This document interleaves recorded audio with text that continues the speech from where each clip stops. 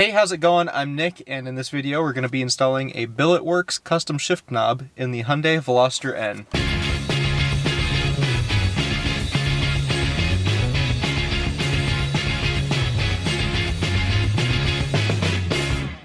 Here's the shift knob I selected. It's their short teardrop shape, and it's a weighted knob. So it's quite a bit heavier than the stock knob. I hear that it's supposed to make the shift feel better, I guess, especially if you have a short shifter, which I don't, but we'll see how this thing feels. This and their hybrid shape are the only two shapes that can fit the Veloster N without a larger adapter that actually lifts it up a little bit off of the shift lever. It's made out of stainless steel. It looks like it's powder coated. This is the threaded adapter that comes with the shift knob, and it just slides down onto the shift lever. The first thing that we need to do, obviously, is remove the original shift knob, and this isn't threaded or anything, it's just a press fit onto the shifter. So I think we just need to grab it and pull up. Oh, just like that, yep. And be careful, there's a bunch of grease in there that I got all over my hands. So here's the reverse lockout collar, and you can see the spring for that is still in there, which is good. Sometimes when you pull the shift knob up, the spring will go flying somewhere, and you need to make sure that you keep track of that. So the next step is to slip the threaded adapter down onto the shift lever, like that. You gotta make sure the Allen set screws are loose enough that you can slide it down on there. Now I'm not really exactly sure how low it should be. Obviously if you push it down too far, then your reverse lockout collar isn't gonna go up at all. So I'm just gonna, I guess, set it somewhere and see if I can still shift into reverse. And if not, then I'll raise it up a little bit. So that's on there.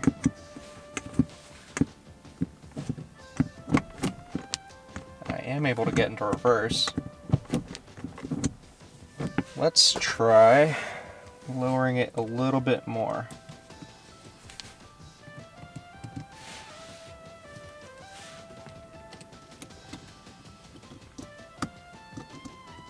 Let's try right there.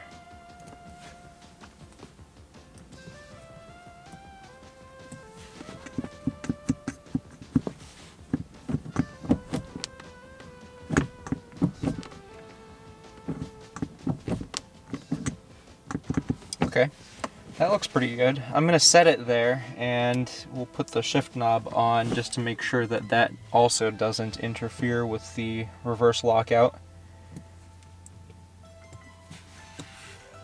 Just gonna make these set screws nice and snug.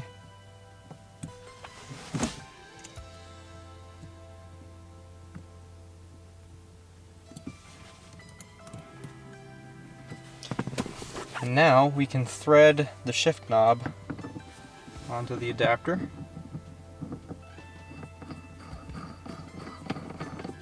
Okay, so that's going to be a problem because we cannot lift up the reverse lockout collar enough. So we are going to have to raise this up a little bit.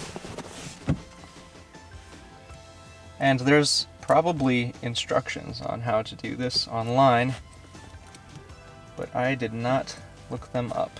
Took a little bit of experimentation, but I have it set so that the top of the shift lever, the actual shift lever, is about a little over a ½ inch below this top edge of the adapter. So that took a little bit of trial and error to achieve, but I think once I tighten these up, we'll find that the reverse lockout collar no longer interferes with the bottom of the shift knob, and we're able to shift into reverse. So I'm going to thread the shift knob onto there, and it's still nice and low. Some good action on the reverse lockout, and there we have reverse. First, second, third, fourth, fifth, sixth, reverse. The only thing I can think of to watch out for is the fact that these set screws are at two different levels. There's two on the sides that are higher up, and 2 on the front and the back that are a little bit lower down. And you need to make sure that those lower down ones are actually facing front and back, because those ones will actually sink further into this part. And that way you don't have it interfering with the reverse lockout collar. If you have the lower set screws on the sides, they'll stick out a little bit more and they might catch on the reverse lockout collar a little bit when you pull it up. Not enough to stop it from disengaging the reverse lockout, but just enough that you'll feel a little bit of a catch there. So let's take it for a short drive and see what it feels like.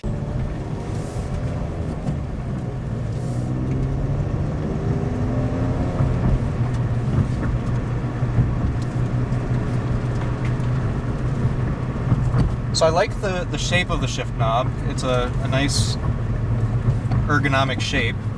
It's easy to grab onto. It doesn't have sharp edges.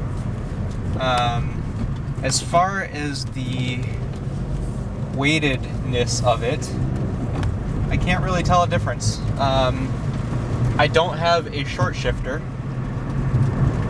Well, you know what? I don't know. I don't know if I can really tell a difference. It just feels good. I'll say that much. But to be honest, I'm not exactly sure what a weighted shift knob is supposed to feel like. So take that with a grain of salt. It is comfortable to use though. And I think it looks good.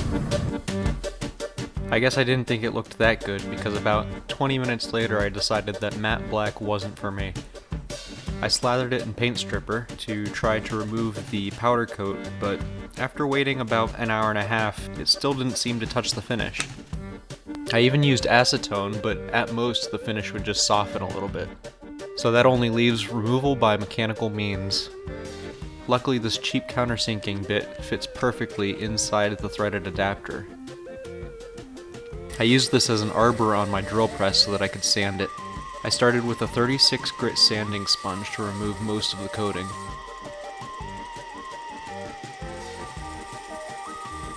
Then I progressed up to a 150 grit.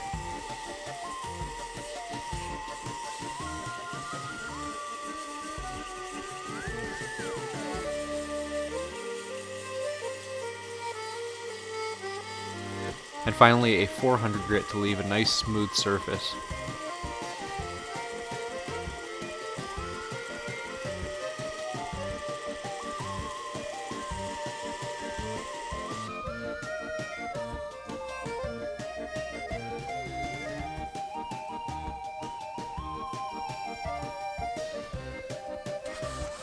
I cleaned it with some rubbing alcohol.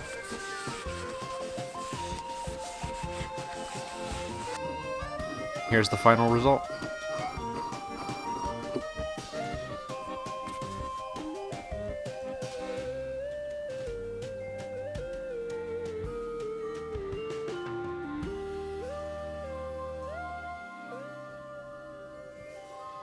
Thank you so much for watching, and I'll see you next time.